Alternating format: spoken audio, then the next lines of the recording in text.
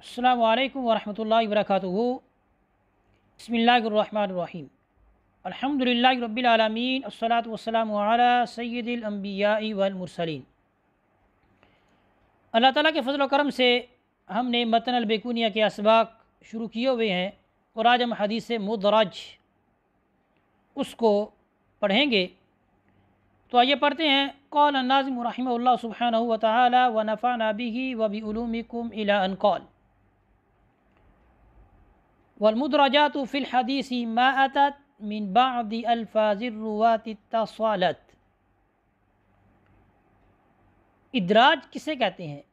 इदराज कहते हैं एक चीज़ को दूसरी चीज़ में दाखिल करना, और इसके माना यहाँ पर यह है कि किसी चीज़ का असल में दाखिल करना जो उसका हिस्सा नहीं।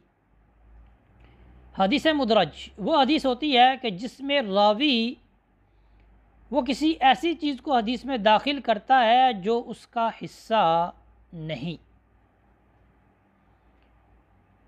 इसकी मिसाल आप यूँ समझें, और ये कब होता है? होता यह है कि रावी जो है वो जब हदीस को सुन रहा होता है तो वो शेख जो हदीस को बयान कर रहा होता है, वो हदीस को बयान करने के बाद कोई कलाम करता है या कोई लफ्ज़ बोलता है, तो वो जो रावी जो हदीस को सुन रहा होता है वो ये समझता है कि ये जो लफ्ज़ है ये भी हदीस का हिस्सा है।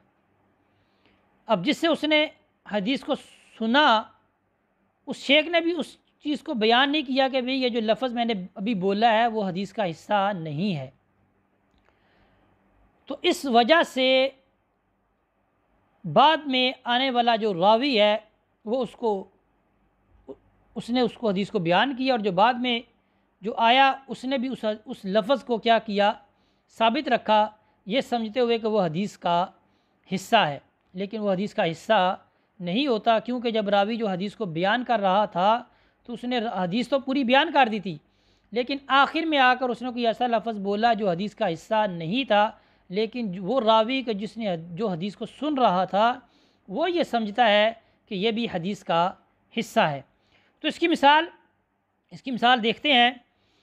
इसकी मिसाल ये है कि अब्दुल्लाह बिन अमर बिन आस रज़ियल्लाहु ताला अन्हुमा, आपने रसूल अकरम सल्लल्लाहु अलैहि वसल्लम को तस्बीह शुमार करते हुए देखा कि आप तस्बीह शुमार करते थे। तो इब्न कुदामा ने उसके आगे लफ्ज़ का इजाफ़ा कर दिया बी यमीनी ही। अब असले हदीस में लफ्ज़ बी यमीनी ही नहीं है, लेकिन इब्न कुदामा ने इसको बयान किया, और रावी ने भी क्या किया, इब्न कुदामा ने हदीस को जब बयान किया कि आप सल्लल्लाहु अलैहि वसल्लम तस्बीह शुमार करते थे, और बी यमीनी का लफ्ज़ असली हदीस में नहीं है, लेकिन जब उन्होंने बोला तो रावी ने ये समझा कि लफ्ज़ बी यमीनी ये भी क्या है, ये भी हदीस का हिस्सा है। और इसी वजह से अबू दाऊद ने अपनी सुनन में इसको क्या किया है, बयान फरमाया है, और ये असली हदीस के अल्फाज नहीं है।